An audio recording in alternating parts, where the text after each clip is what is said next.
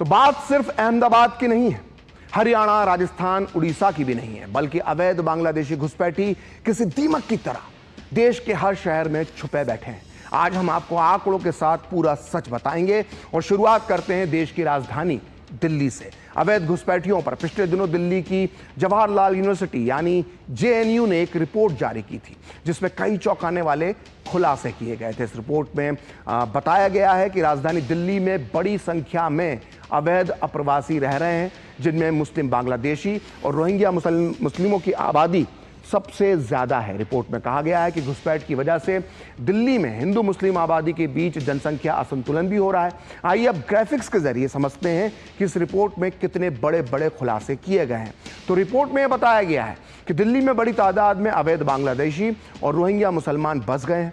Report में यह भी दावा किया गया है कि दिल्ली में रहने वाले अवैध घुसपैठियों में करीब 96% मुस्लिम हैं। ये घुसपैठिए ज्यादातर सीलमपुर, जामिया नगर, जाकिर नगर, सुल्तानपुरी, मुस्तफाबाद, जाफराबाद, द्वारका, गोविंदपुरी जैसे अन्य भीड़ भाड़ वाले इलाकों में बस जाते हैं, जहां वो संसाधनों पर दबाव डालते हैं और सामाजिक और धार्मिक सामंजस्य को नुकसान पहुंचा रहे हैं। इन घुसपैठियों को बसाने में दलालों के अलावा मुल्ला मौलवियों का भी एक बड़ा हाथ है। दलाल और मुल्ला मौलवियों का नेटवर्क इनके लिए रहने और नौकरी की व्यवस्था करता है और इसी नेटवर्क की मदद से इनके फर्जी दस्तावेज भी तैयार किए जाते हैं। रिपोर्ट के मुताबिक इससे देश की कानून व्यवस्था और चुनावी प्रक्रिया जो है उस पर भी असर पड़ रहा है। रिपोर्ट में यह भी कहा गया है कि घुसपैठियों की वजह से दिल्ली में अवैध कॉलोनियों और झुग्गी बस्तियों की संख्या तेजी से बढ़ रही है और इसका सीधा असर दिल्ली के बुनियादी ढांचे पर पड़ रहा है और वो चरमरा रहा है।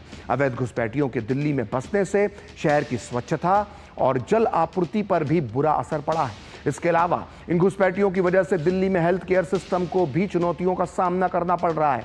घुसपैठियों की भीड़ बढ़ने की वजह से अस्पताल और सरकारी क्लिनिक दिल्ली में रह रहे वैध भारतीय निवासियों की जरूरतों को पूरा नहीं कर पा रहे हैं और रिपोर्ट में यह बताया गया है कि जिन इलाकों में अवैध बांग्लादेशी रह रहे हैं वहां एजुकेशन सिस्टम पर भी भारी प्रेशर है।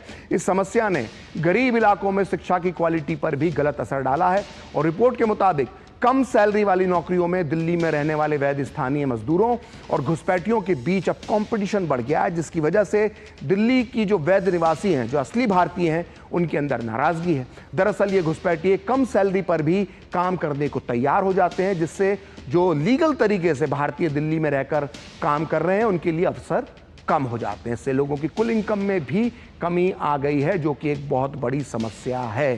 तो दिल्ली भी अब अवैध अप्रवासियों की वजह से समस्या से